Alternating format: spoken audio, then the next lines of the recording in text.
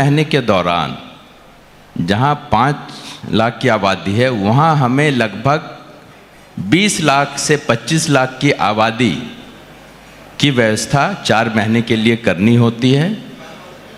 और जो मेन स्नान के दिवस होते हैं, अमृत स्नान के 3-4 होते हैं, उन दिनों में लगभग आप मान लीजिए जैसे 14 अप्रैल कुंभ पर्व होता है, तो उस 24 घंटे या 36 घंटे के दौरान 1.5 से 2 करोड़ लोगों के आने की संभावना रहती है। जैसे लास्ट कुंभ 2010 में जो महाकुंभ था, उसमें 1.64 करोड़ 13-14 अप्रैल जो 24 घंटे का पर्व था उसमें आए थे। तो उस 24 घंटे के दौरान आपको 1.5 करोड़ जो आएंगे पिलग्रिम्स, उनकी व्यवस्था करनी है।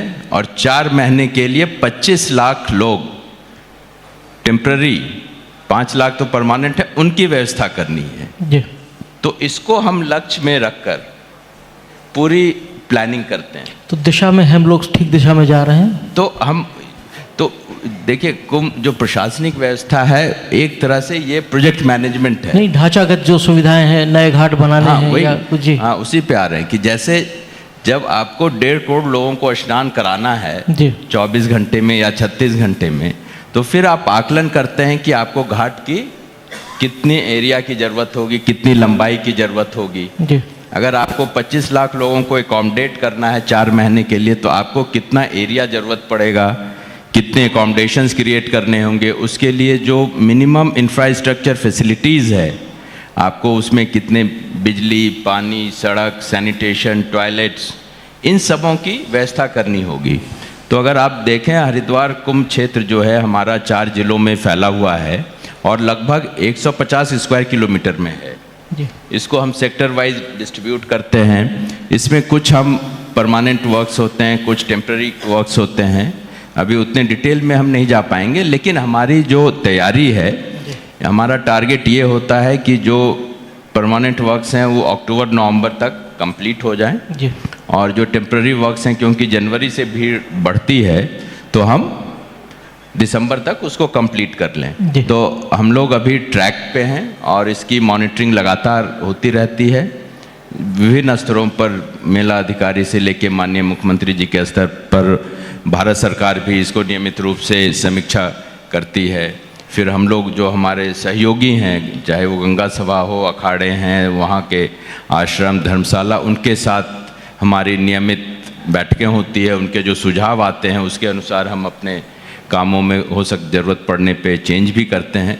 तो एक जो हमारी जिम्मेवारी है उत्तराखंड सरकार की, हम उसके प्रति सजग है, सेंसिटिव है और हमारी कोशिश है कि हम समय के पूर्व अपने सभी कार्य पूरे करें। जी, आप सभी का बहुत बहुत धन्यवाद। और हम सब इसी नोट से ख़त्म करेंगे बात को कि माँ गंगा के पावन तट पर एक बड़ा कुंभ, एक विशाल कुंभ लगेगा, जो हर हितधारक, जो आप लोग थे, 4 लोगों से आपकी बात आई, माँ गंगा एक बार फिर हरिद्वार जो है कुंभ की नगरी में, सबका आप लोगों का बहुत बहुत धन्यवाद। एक केवल मैं आपके माध्यम से और इस संवाद के माध्यम से यहाँ उपस्थित समस्त जनसमूह और जो भी इसमें पार्टिसिपेट कर रहे होंगे, केवल ये अनुरोध करना चाहूँगा कि मोक्षदायिनी गंगा, उसकी सफाई, उसकी शुचिता अक्षुण्ण रखने की जिम्मेवारी हम सबों की है।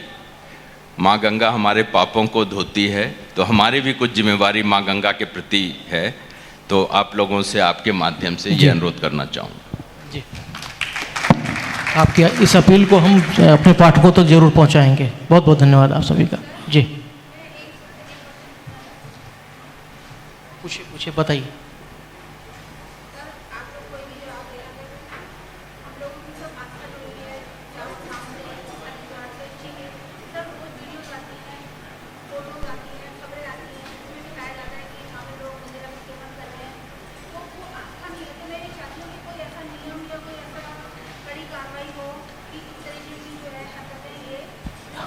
हमको लगता है चीफ सेक्रेटरी साहब ने इशारा में बहुत कुछ बातें कही थी, साफ सफाई को लेकर यही बात थी।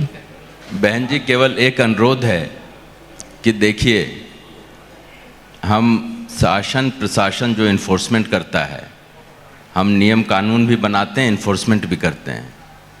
लेकिन जब तक से समाज के हर एक वर्ग का सहयोग नहीं मिलेगा, क्योंकि आप 24/7/365 आवर्स आप कंटिन्यूअस वॉच किसी भी चीज़ पे नहीं रख सकते। तो हम डेफिनेटली एडमिनिस्ट्रेशन, पुलिस या गंगा सभा, इस तरह की जहाँ भी कुछ गतिविधियाँ मिलती है उस पर कठोर से कठोर कार्रवाई की जाती है। लेकिन ये हम सबों की as a society, as a group, ये हमारी सामूहिक जिम्मेवारी भी बनती है। मैं ये नहीं कह रहा हूँ कि शासन प्रशासन अपनी जिम्मेवारी छोड़ दे, उसको भी उतनी ही एक्टिव तरीके से एक्शन लेना होगा और लेते भी हैं, लेकिन साथ साथ हम सबों की भी अपनी जिम्मेवारी है जिसको कि हमें फुलफ़िल करनी चाहिए, क्योंकि जो भी वो उस तरह के कार्य कर रहे हैं वो हम ही लोगों में से हैं, हमारा ही कोई भाई, बेटा या कोई है। तो हमारी जिम्मेवारी है कि हम वैसे लोगों को रोकें। जी, बहुत बहुत धन्यवाद आप सभी।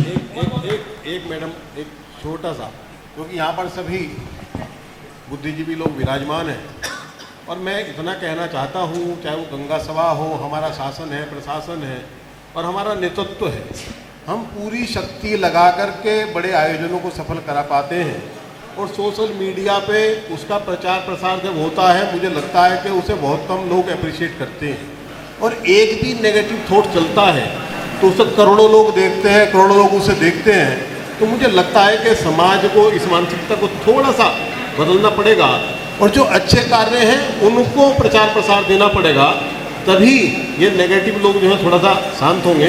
और ऐसी कोई घटना होती है तो शासन प्रशासन के माध्यम से, सरकार के माध्यम से कार्रवाई होती है और निश्चित रूप से आगे भी होती रहेगी। धन्यवाद। जय श्री राम। बहुत बहुत धन्यवाद। और जैसा आप सभी ने कहा, उस आग्रह को हम भी अमर उजाला की ओर से सबके बीच में ले जाएंगे। मैं मंच पर आमंत्रित करना चाहता हूं भूपेंद्र दुबे जी को, अमर उजाला परिवार की ओर से, कि मंचस्थ हमारे अतिथियों का आप स्मृति चिन्ह देकर उनके प्रति हमारी ओर से, अमर उजाला परिवार की ओर से धन्यवाद ज्ञापित करें। और साथ में जब तक तमाम स्मृति चिन्ह इस मंच पर पहुंच रहे हैं, उस आपके अनुरोध को हम भी मानते हैं कि अगर जिन्हें हम माँ कहते हैं तो माँ के साथ बर्ताव कैसा हो, ये पहला बोध है जो स्वयं से ही आना चाहिए।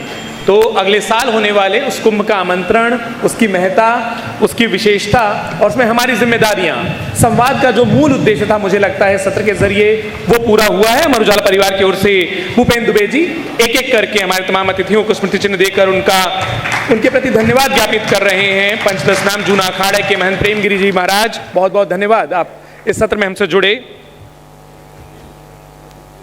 श्री गंगा सभा प्रबंधकारिणी हर की पैड़ी के अध्यक्ष नितिन गौतम जी, मुख्य सचिव उत्तराखंड सरकार श्री आनंद वर्धन जी, और उस महत्वपूर्ण सलाह, सुझाव और हमारी अपनी जिम्मेदारियों के बोध के लिए भी धन्यवाद ज्ञापन की कड़ी में बद्री केदार मंदिर समिति के अध्यक्ष हेमंत द्विवेदी जी, आप समस्त मंचासीन अतिथियों का बहुत बहुत धन्यवाद, बहुत बहुत आभार।